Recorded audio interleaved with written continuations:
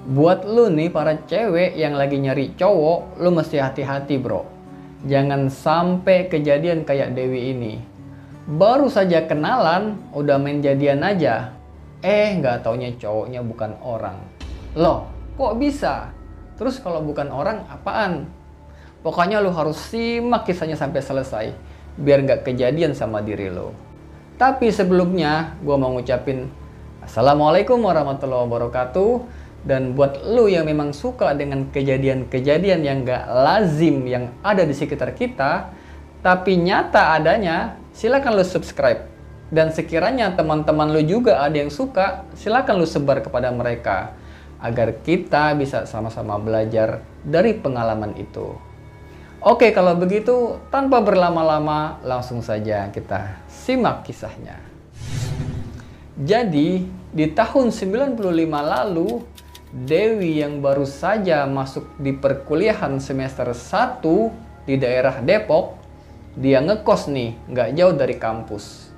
Nah, seiring perjalanan waktu, berkenalanlah dia nih dengan seorang cowok.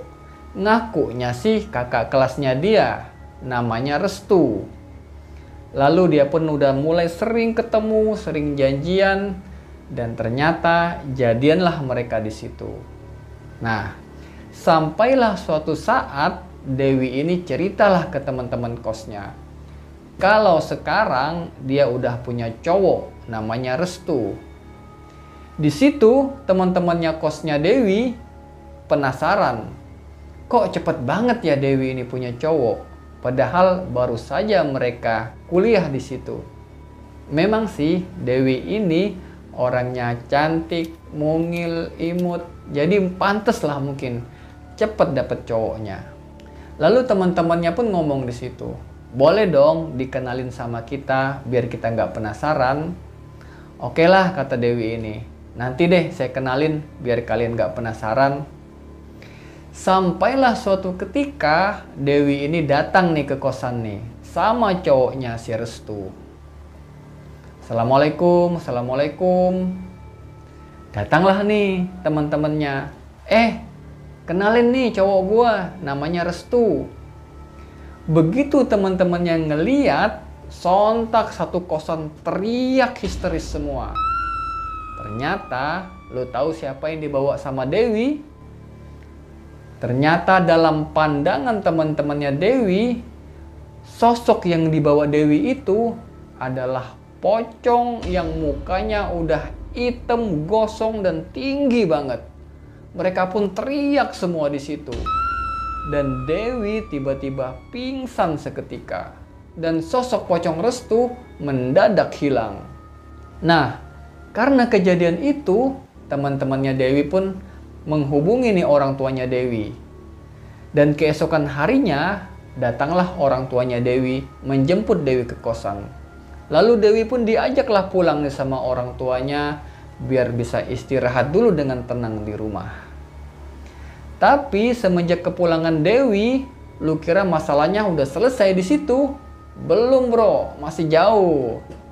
Nah, di rumahnya Dewi pun, Dewi ini masih merasa kalau sosok Restu itu masih suka datang menghampiri dia.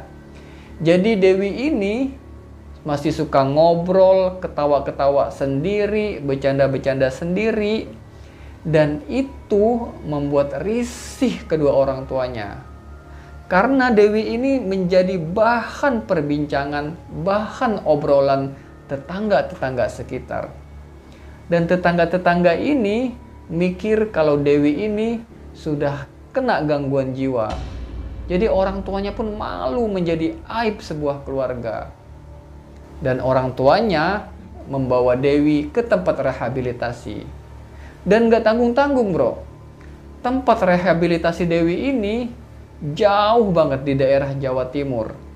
Dan memang kebetulan di daerah itu tempat kediaman neneknya Dewi.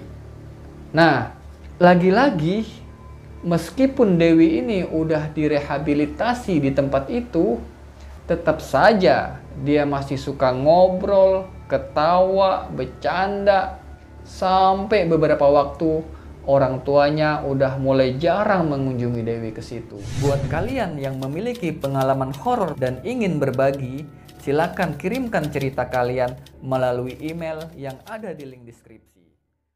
Sampai beberapa waktu, orang tuanya udah mulai jarang mengunjungi Dewi ke situ.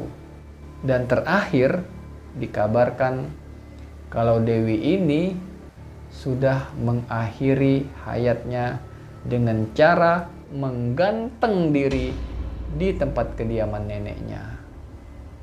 Sejak kejadian itu, di kos-kosan temannya Dewi, mulailah nih berbagai teror suka datang, terutama menjelang malam nih. Sering ada suara ketokan pintu di pintu-pintu kamar mereka sampai beberapa hari. Dan lama-kelamaan membuat teman-temannya Dewi ini nggak betah untuk tinggal di kosan itu. Akhirnya mereka pun semua mutusin untuk pindah dari kosan itu. Nah, mendengar anak-anak kos ini mau pindah, jadi si pemilik kos ini pun ngomong ke mereka, kalau kalian mau pindah, silahkan. Tapi tolong, masalah kejadian ini, keganjilan ini, jangan diceritakan, jangan disebarluaskan keluar, karena dikhawatirkan akan merusak nama baik tempat kos-kosan ini. Lalu mereka pun menyetujui keinginan dari pemilik kos. Akhirnya teman-teman Dewi pun pindah dari kosan itu dan mencari kosan lain agar terhindar dari teror-teror yang mereka alami. Oke, begitulah akhir perjalanan kisah Dewi. Dan gak lupa, kita doakan mudah-mudahan almarhumah Dewi diterima di sisi Tuhan Yang Maha Esa. Dan juga keluarga yang ditinggalkan diberikan ketabahan dan kesabaran. Sedih bercampur haru dan serem juga iya, lengkaplah kisah Dewi ini. Masih muda, baru mau kuliah, dapat cowok yang kayak begitu. Mudah-mudahan kita semua terhindar dari kejadian seperti ini.